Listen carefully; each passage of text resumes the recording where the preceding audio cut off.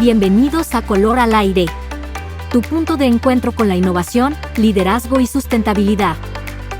Conoce de voz de expertos las últimas tendencias en el sector industrial de Latinoamérica y el mundo. Color al Aire es presentado por PPG, líder mundial en pinturas, recubrimientos y materiales especializados. Hola a todos, bienvenidos a una nueva edición de nuestro podcast Color al Aire de PPG. Mi nombre es Natalie Serna y hoy tenemos un invitado muy especial con quien vamos a hablar sobre todos esos aspectos clave involucrados con tema de infraestructura.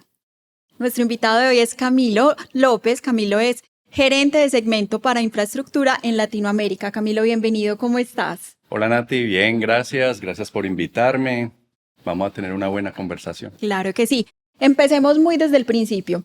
¿Cuál es ese concepto básico de la infraestructura? Porque hay personas que tienen una idea muy distinta, hay personas que piensan que son puentes, hay personas que piensan que son edificios. Entonces, ¿realmente de qué se trata la infraestructura? El concepto de infraestructura es muy amplio, efectivamente. Si nos vamos a la definición dice, son todos los activos que hacen parte de un país, una economía, un sector industrial para que éste opere. Estamos hablando de un aeropuerto, ejemplo, una planta de alimentos y bebidas, una carretera, un puente, un museo, un puerto. Es un sinnúmero de diferentes obras y activos y finalmente los intereses y necesidades de cada uno de ellos son muy diversos. Perfecto, Cami. A nivel Latinoamérica, ¿cómo estamos actualmente en desarrollo de infraestructura? Después de pandemia, los gobiernos empezaron una inversión importante en infraestructura para lograr crecimiento de sus economías y también para ser atractivos para la inversión extranjera. Entonces, de unos años hacia acá, viene una inversión importante en algunos países en un nivel y en una velocidad mejor. Por ejemplo, México, por diversas razones económicas, políticas, también por un fenómeno que se llama nearshoring, que es la reubicación de plantas productivas más cerca al cliente final Estados Unidos. Entonces México viene en una potencialización en el tema de infraestructura importante.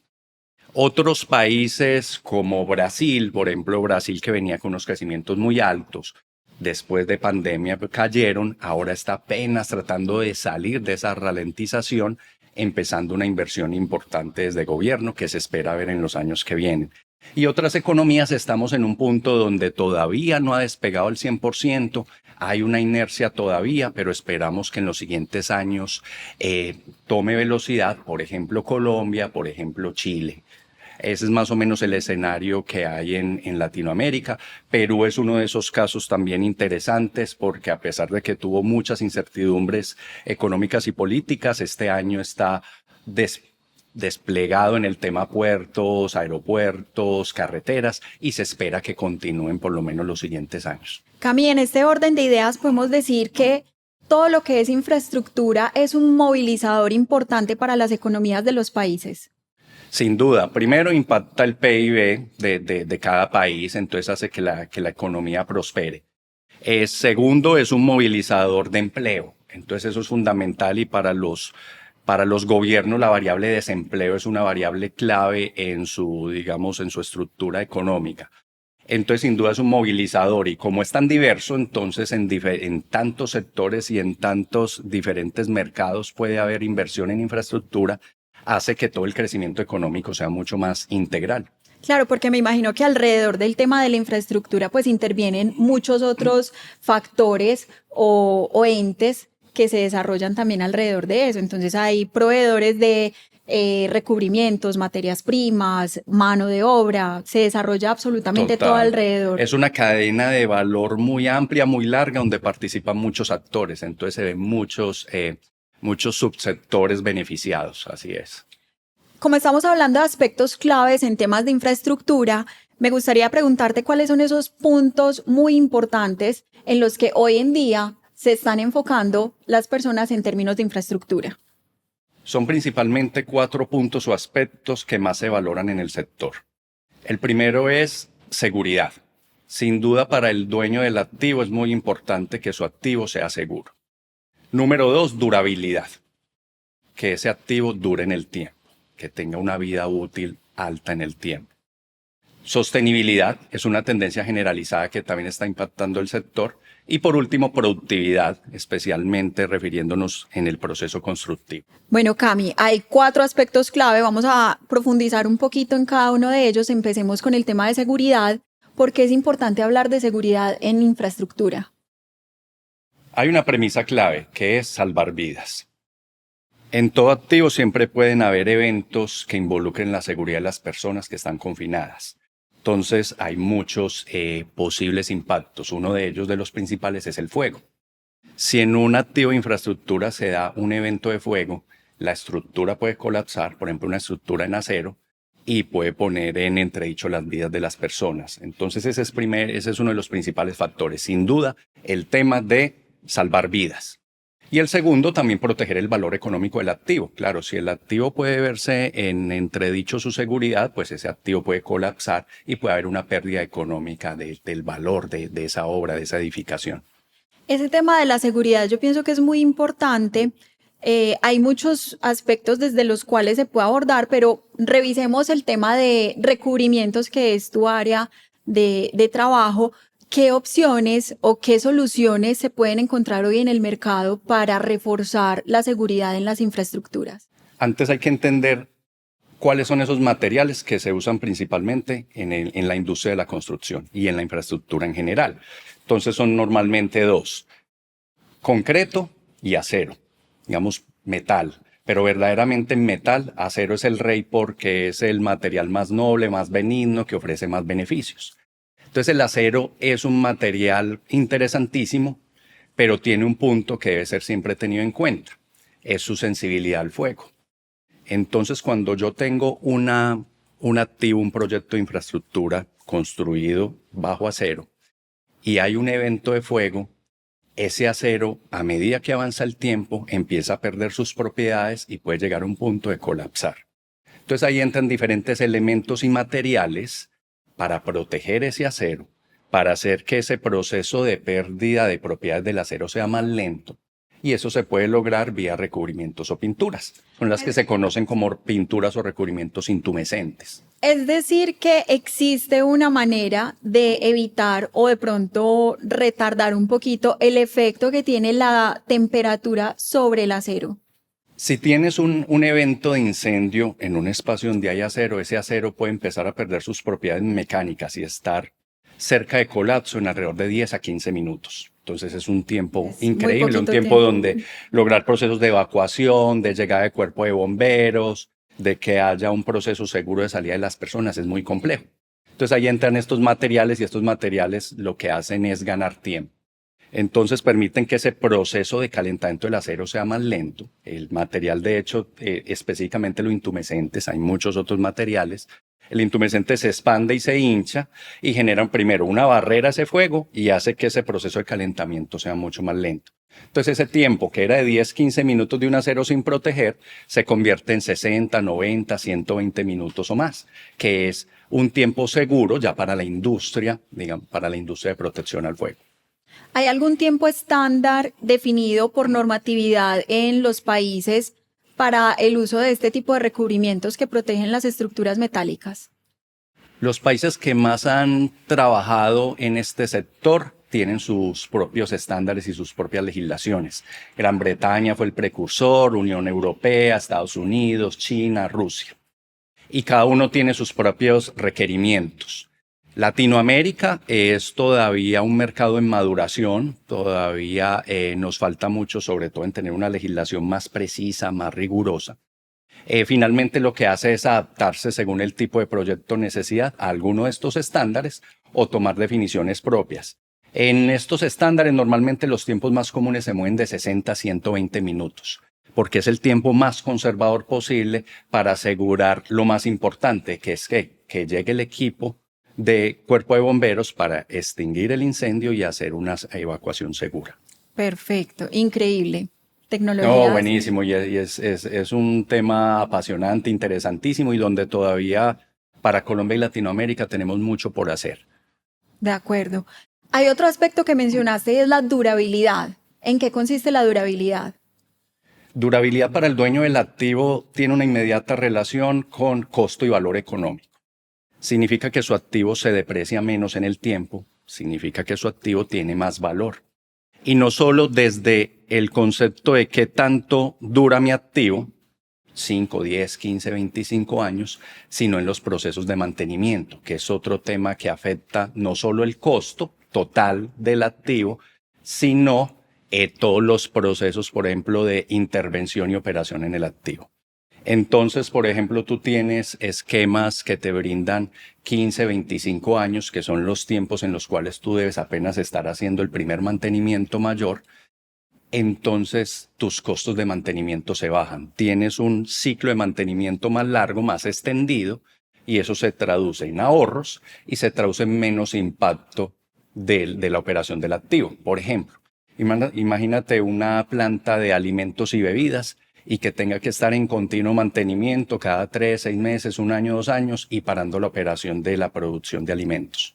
O un aeropuerto que tiene que estar constantemente parando parcialmente zonas de operación para hacer procesos de mantenimiento. Entonces ese es un costo oculto de los dueños de los activos. Muchos a veces no lo tienen tan en cuenta. Eso te iba a preguntar precisamente, Cami, y es, desde el desarrollo y la concepción del proyecto, yo tengo que pensar en soluciones que me permitan generar un mantenimiento, digamos que a más largo plazo, o yo simplemente puedo iniciar un proyecto sin pensar en eso y ya después voy pensando en un mantenimiento preventivo. Todo activo y toda obra requiere un mantenimiento preventivo, inspecciones periódicas, algunas adecuaciones menores, eso es normal, hace parte, digamos, como de la vida diaria de un activo. Pero un mantenimiento mayor, que es donde está el mayor costo y la mayor intervención, muchas veces involucra volver a pintar toda la estructura. Ese es el que debemos tener en cuenta en el análisis económico total del proyecto. Entonces muchas veces utilizamos sistemas de recubrimiento menos durables porque al principio nos vale menos, pero luego los costos de mantenimiento y operación hacen que el costo sea mayor. Es preferible en muchas ocasiones hacer mantenimiento mayor cada 5, 10, 15 años, así el costo inicial de la pintura, el valor total sea mayor, que estar haciendo mantenimientos cada 6 meses, 1 año. Cami, hablando de todo este tema del mantenimiento preventivo, me gustaría que nos contaras un poco sobre cuál es el efecto o cuáles son las consecuencias que tendría no realizar un mantenimiento o no realizar un buen mantenimiento sobre una infraestructura metálica, sobre todo hablando del acero que nos estás contando que es tan importante en este segmento. Ese es un concepto clave. Primero ¿qué es lo que sufre el acero? ¿Qué le pasa al acero? Y el principal efecto es corrosión. El acero es un material con unas bondades y unos beneficios grandísimos, pero es un material que puede ser atacado por la corrosión. Entonces, cuando al acero lo ataca la corrosión, entran problemas que pueden traducirse hasta en corrosiones severas que producen colapso de la estructura. Entonces, de ahí proteger con diferentes materiales, entre ellos pinturas, proteger contra la corrosión, nos permite evitar, digamos, problemas de colapso de estructura, evitar sobrecostos de mantenimiento y mantener la estructura más durable y más estética. ¿Hay algún tiempo recomendable para hacer mantenimientos preventivos o varía mucho por algún factor? Depende del ambiente o la categoría de corrosión en la que está expuesta el activo. Es muy diferente los planes de mantenimiento que va a tener una obra o un proyecto que está al lado del mar, en condiciones muy severas, alta humedad, altas temperaturas, alta salinidad, ambientes más benignos, por ejemplo, ambientes urbanos con bajo grado de contaminación. Entonces va a ser muy dependiente de dónde está ubicado la obra o la edificación, de cuál es el uso final de esa edificación. Entonces, por ejemplo, un aeropuerto es mandatorio, plantas de alimentos y bebidas es mandatorio, planes de mantenimiento mucho más rigurosos. Es decir, hay una norma que le exija a las empresas o a los constructores hacer el mantenimiento. No hay como normas precisas, pero en todos los estándares de construcción siempre va a haber un plan de mantenimiento preventivo que lo deben tener en cuenta ese equipo de mantenimiento que tiene la obra o el proyecto que se ejecutó. Hay otro concepto que nos mencionaste y es la sostenibilidad. ¿Cómo entra a jugar este aspecto un rol tan importante en términos de infraestructura? Primero, es una tendencia global generalizada en muchos sectores y en muchos mercados globales Y finalmente el sector de infraestructura es un sector que de por sí, y especialmente en los procesos constructivos, impacta en la salud, la seguridad del ambiente. Entonces lo que busca mucho de involucrar el concepto de sostenibilidad en este sector es tratar de mitigar o eliminar todos esos impactos o potenciales efectos perjudiciales que puede haber. Entonces ahí se puede lograr de muchas maneras. Desde el enfoque de materiales y de pinturas, hay principalmente, digamos, como 2, 3 grandes tendencias o corrientes. Una, el tema de eliminar el uso de metales pesados. Son materiales que en el pasado generaban muy buenos beneficios en muchos materiales y entre ellos las pinturas, pero que ya hay suficiente evidencia del severo impacto en salud que pueden tener. Entonces ese es uno de los primeros ítems en los que se viene trabajando a nivel global y donde PPG ha sido pionero desde la industria de recubrimientos en eliminarlos por completo desde su formulación. Y el número 2 es la emisión de volátiles, la emisión de solventes que no solo generan efectos, digamos, a la salud, a las personas que lo pueden respirar, sino efectos ambientales, capa de ozono, smog, etcétera.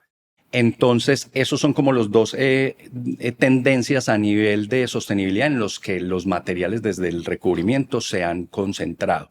Ahora, también hay otra tendencia tan interesante y es muy a nivel también de reputación, de ganar marca, y es que estos dueños de los activos dicen, venga, pues hay una serie de estándares voluntarios o estándares globales o normas y yo quiero aplicar a ellas para tener mejor reputación y para que tenga más valor mi activo. Entonces ahí vienen, por ejemplo, la normatividad LEED, que es todo lo relacionado, digamos, con un diseño energético mucho más favorable y con menor impacto ambiental. Entonces, para lograr que una edificación tenga una certificación LEED, se puede de diversas maneras, pero una de ellas es vía recubrimiento materiales que tengan menor impacto o que tengan, digamos, impactos positivos en lo que es sostenibilidad y medio ambiente. Ya hoy podemos ver, por ejemplo, en esos procesos de licitación, exigencias en términos de sostenibilidad, que las empresas tengan que cumplir ciertos aspectos o ciertas características, o que eso sea un factor diferencial a la hora de elegir al constructor con el que me voy a ir porque está dando ese plus. Mucho. De hecho, digamos, hay una tendencia en los últimos, tal vez, no sé, de 5 a 10 años, ante las especificaciones de producto, que las especificaciones se refieren a un documento técnico que determina esto es con lo que se debe recubrir este proyecto, esta obra, esta edificación. Difícil o extrañamente tenían conceptos asociados a sostenibilidad. De un tiempo hacia acá ya ves, debe tener máximo tanto nivel de VOCs, no debe tener metales pesados, debe tener mínimo este porcentaje de sólidos y ya sobre todo es una tendencia más en lo que son edificios comerciales e institucionales y se debe cumplir con estos estándares o estas normatividades LEED, es de lo otro que veníamos hablando. Qué bueno. Entonces ya hoy en día, digamos que estamos cuidando un poco más la salud de las personas que habitan los espacios, sobre todo edificaciones, aeropuertos, escuelas, centros comerciales, porque antes, hace mucho tiempo, se usaban recubrimientos que tenían unos elementos que eran altamente nocivos para la salud. Ya hoy en día eso está cambiando mucho. Así es, y ya el mercado también está más educado, más formado, más sensible al tema, ya pregunta más, ya entiende más. Entonces ya son conceptos que sí se valoran y que para el cliente final verdaderamente aportan en el valor económico y en su responsabilidad integral y social. Bueno, y el último punto que nos mencionaste fue productividad. Cuando hablamos de productividad, ¿a qué estamos haciendo referencia? Productividad es un concepto que de inmediato impacta el valor económico del proyecto y su principal impacto es sobre todo en el proceso constructivo. Entonces hay un cronograma de proyecto y hay un presupuesto destinado a ese proyecto. Y normalmente la pintura o los materiales hacen parte en la fase final de ese proceso constructivo. Entonces, la productividad es muy valorada por el cliente final porque si no tienes materiales, recubrimientos, pinturas que, por ejemplo, sequen más rápido, permitan aplicar la siguiente capa más rápido, o que puedas aplicar menos capas, todo eso se traduce en menores tiempos, en un tiempo de entrega a la obra más rápido y en impactar menos el cronograma. Entonces ese impacto se da como en 2 frentes. Un frente es el económico, Claro, si te retrasas en cronograma, los contratistas seguramente se van a ir expuestos a multas, se van a ir expuestos a cumplimiento de pólizas, Es mano etcétera. de obra. Van a haber sobrecostos, porque entonces van a tener que invertir más en mano de obra, maquinarias, transporte, logística, etcétera. Y la otra variable importante es en reputación y en marca. Entonces, si hay, por ejemplo, imagínate el retraso de un aeropuerto. Este aeropuerto se ha retrasado 1 o 2 años. Se ve impactado el dueño del activo en su reputación, se ven impactados los contratistas involucrados en el proceso constructivo. Entonces, la productividad es también una variable muy valorada desde el punto de vista económico y desde el punto de vista de nombre y marca. Perfecto. Tú, Cami, desde tu rol y desde tu expertise, ¿qué recomendación podrías darle a todos esos constructores que apenas están como iniciando un proyecto que es muy importante que tengan en cuenta desde el diseño? Bien, que hagan un análisis más integral en el valor económico del proyecto. Que en ese análisis integral involucren variables como durabilidad, como productividad, como seguridad, como sostenibilidad. Que no se basen solo en el valor por galón, valor por litro que va a tener el recubrimiento, sino en todo ese valor agregado que va a permitir que finalmente la obra o el activo tenga un mayor valor, tenga una mayor durabilidad. En PPG, como aliado estratégico de sus clientes, hay, digamos que una propuesta de valor con respecto a este tema de asesoría a los clientes desde el momento en el que se está planeando el proyecto. Es decir, nosotros vamos y nos sentamos y le podemos dar recomendaciones de mejores prácticas en términos de uso de productos que les hagan tener mejores resultados a ellos. Nuestros principales valores agregados que brindamos a nuestros clientes están concentrados en un acompañamiento técnico desde fases tempranas del proyecto para elegir ese esquema de protección adecuado, que sea un esquema competitivo, que no afecte la rentabilidad de tu proyecto, pero que te permita tener un sistema durable, un sistema seguro, un sistema productivo. Bien, ese es como un plus que nosotros brindamos constantemente a nuestros clientes. Y el otro es el acompañamiento técnico en el proceso de aplicación, instalación y en todo el proceso postventa y el acompañamiento a todos los procesos de mantenimiento. Entonces, nuestros equipos de servicio técnico se dirigen a las obras, acompañan al cliente, al contratista, al aplicador y permiten asegurar que la aplicación de ese recubrimiento sea de la manera más óptima posible. Entonces, así todos quedan tranquilos, queda tranquilo el dueño del activo, queda tranquilo el aplicador, contratista y queda tranquila la marca porque su producto va a mostrar todo su valor agregado y todas sus bondades y todo su desempeño en el tiempo. Listo. Cami, muchísimas gracias por toda esta información. Yo creo que ha sido bastante valioso todo lo que nos has contado acá. Antes de cerrar, queremos hacerte una serie de preguntas rápidas y nos vas a responder lo primero que se te viene a la mente. Listo. Listo. Adelante. Para infraestructura. Vamos a centrarnos en términos de infraestructura. ¿Acabados mates o brillantes? Brillante, un poliuretano bonito, durable. Color. ¿Colores vibrantes o colores más conservadores? Vibrantes, ya infraestructura permite innovar en color, manteniendo todas las variables de desempeño, durabilidad y demás. ¿Tecnologías más convencionales o innovadoras? Innovadoras hace que finalmente tu activo tenga más valor y tú te sientas más tranquilo. ¿Mantenimiento preventivo o construcción consciente desde un principio? Desde el diseño de ingeniería debería haber una construcción consciente. Los planes preventivos siempre van a ser necesarios.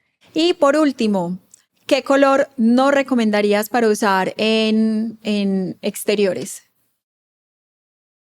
El amarillo es un color retador y desde su diseño tiene sus desafíos en intemperie, en color y en cubrimiento. Y elegir un buen blanco. También hay que saber elegir los blancos. ¿Y cuál sí sería el color más ganador para usar en exterior? Finalmente los grises. El gris es el caballito de batalla. Perfecto. Cami, muchísimas gracias. Dale, Nati, con gusto. Qué rico que nos acompañaste. Espacio, buena conversación. Me gustó mucho. Cami, muchísimas gracias por habernos acompañado el día de hoy. A todos ustedes también muchas gracias por acompañarnos en una nueva edición de nuestro podcast Color al Aire. Los invitamos a seguirnos en redes sociales. Nos pueden encontrar en LinkedIn y en YouTube como PPG América Latina y en Instagram como PPG México y PPG Región Andina. Gracias. Color al Aire es presentado por PPG, líder mundial en pinturas, recubrimientos y materiales especializados.